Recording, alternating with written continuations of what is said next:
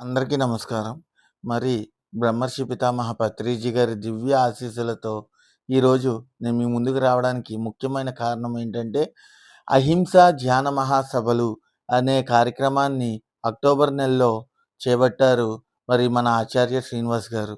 ఆ యొక్క కార్యక్రమాన్ని విజయవంతంగా జరిపించడం కోసం, మూగజీవుల రక్షణ కోసం మరి ఆయన ఎంతో ఘనంగా అహింసా ధ్యాన మహాసభల ప్రభంజన యాత్ర హ్మ్.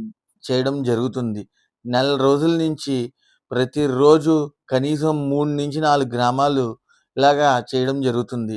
17వ తారీఖు అనగా రేపు మధ్యాహ్నం 2 గంటల నుండి ద్రాక్షారామంలో ఎంతో ఘనంగా జరుగుతుందండి.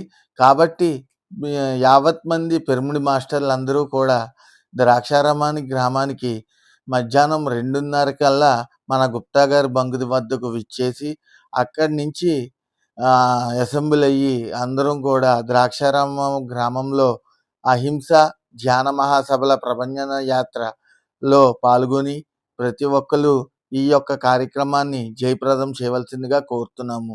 అహింస ధ్యాన మహాసభల కార్యక్రమాన్ని చేపట్టిన ఆచార్య శ్రీనివాస్ గారికి మన పిఎస్ఎస్ఎం తరపున ద్రాక్షారామం పిఎస్ఎస్ఎం తరపున వేల వేల కృతజ్ఞతలు తెలియజేస్తున్నాం. Thank you.